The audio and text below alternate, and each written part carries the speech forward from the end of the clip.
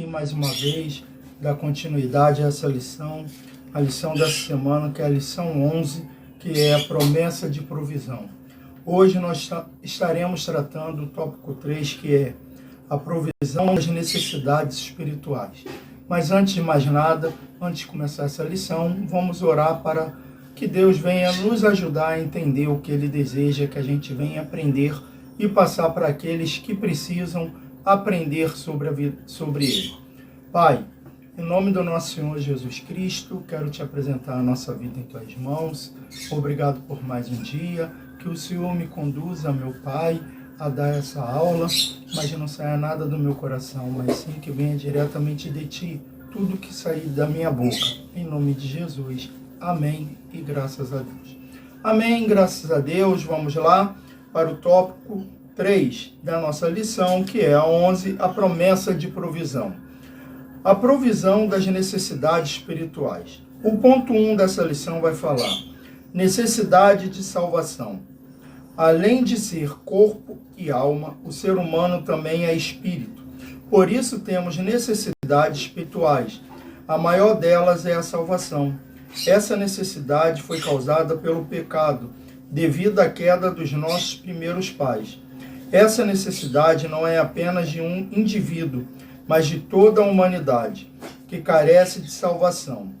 Assim, tudo o que o Senhor Jesus fez na cruz do Calvário providenciou a salvação e preencheu a necessidade espiritual do ser humano. Quando nós vamos ler o capítulo de Gênesis, nós vamos ver que Deus faz o paraíso, faz o homem e coloca lá. Bota o homem e a mulher para tomar conta daquele lugar. Só que com a queda do homem, por eles terem dado ouvido à serpente, que até hoje nós damos, muitas das vezes nós damos ouvido a essa serpente. Eu estava agora me arrumando ali, dialogando com Deus, e estava pensando assim, muitos dizem, eu oro, eu falo com Deus, mas orar, falar com Deus é uma coisa, mas dar ouvido ao que Ele diz é outra.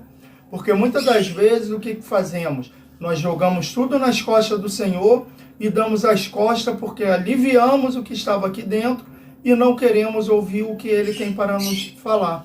Porque quando nós aliviamos tudo, jogamos tudo para Ele, viramos as costas e nem ouvimos o que Ele tem para nos dizer. E depois, muitas das vezes, falamos o quê?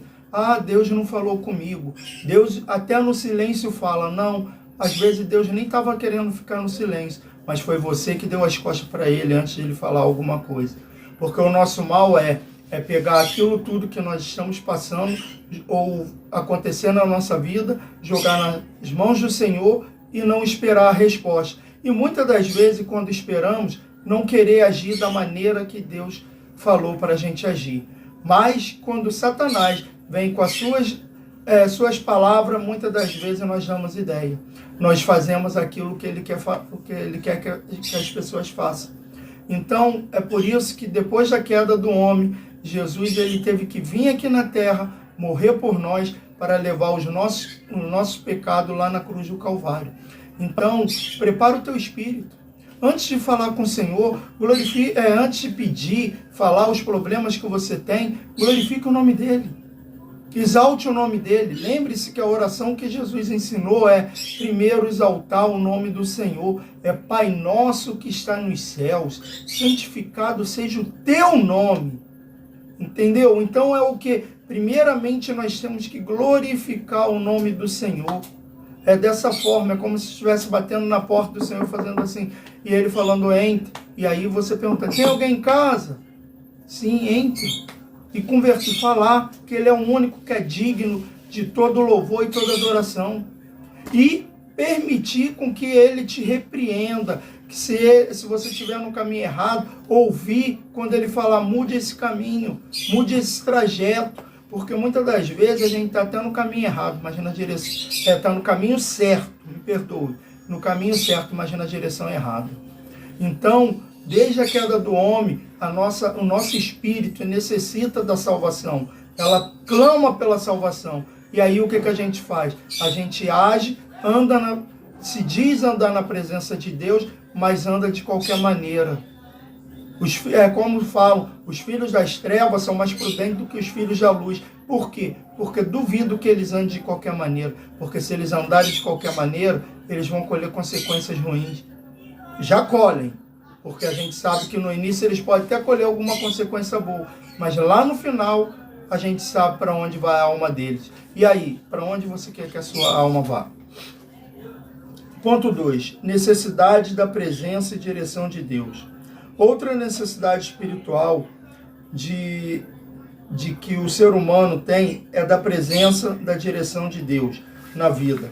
A cada dia que passa, precisamos buscar a presença de Deus, mediante a oração, para fazer a sua vontade em nossa vida.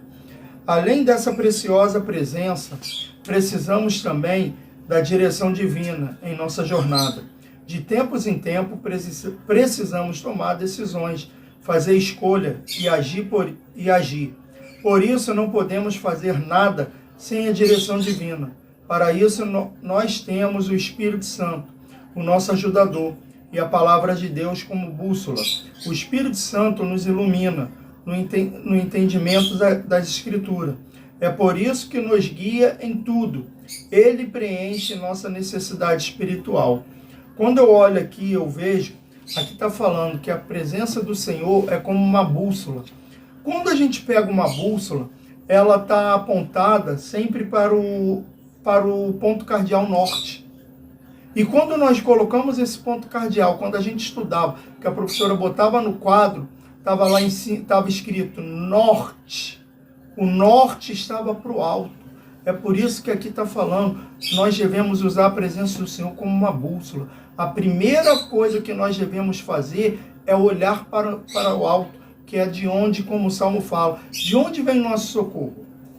Erguei os meus olhos para o monte. De onde vem o meu socorro? Por que ele ergue os olhos para o monte? Não é porque vem do monte, mas vem do alto. Porque se ele olha para baixo, se ele fala, abaixei meus olhos no pé do monte, ele não vai ter resposta, porque a resposta não vem de baixo, a resposta vem de cima, a resposta vem de Deus. Então, você tem que ter essa comunhão com o Senhor todos os dias. A primeira coisa que você tem que fazer é buscar a presença dele. Eu sempre costumo dizer aqui que teve um ator de Hollywood, o Denzel Washington, que ele diz o seguinte, que toda vez a sandália dele está debaixo da cama, porque toda vez que ele levanta, ele tem que ajoelhar para pegar. E aí ele já lembra que ele já tem que orar pelo Senhor, conversar com Deus. Então converse mais com o Senhor, mas não fale só não use Deus somente como um psiquiatra, um psicólogo, que você deita lá no divã e fica falando, e ele fica só anotando. Permita que ele fale também. Permita, depois que você falar, contar tudo para ele, permita que ele te traga a resposta. Porque ele é mais do que um psiquiatra e do que um psicólogo. Ponto 3. Necessidade do Espírito Santo. A direção do Espírito Santo é indispensável, mas fundamental ainda é a presença do próprio Espírito Santo em nós.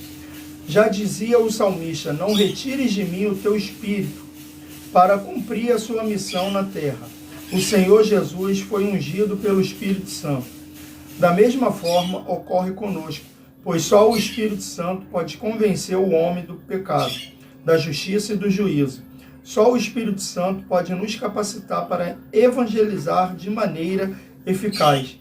E até as nossas intercessões não serão bem-sucedidas sem a ação poderosa do Espírito Santo. Sem essa obra, a igreja não pode avançar. O Espírito Santo provê a nossa necessidade espiritual.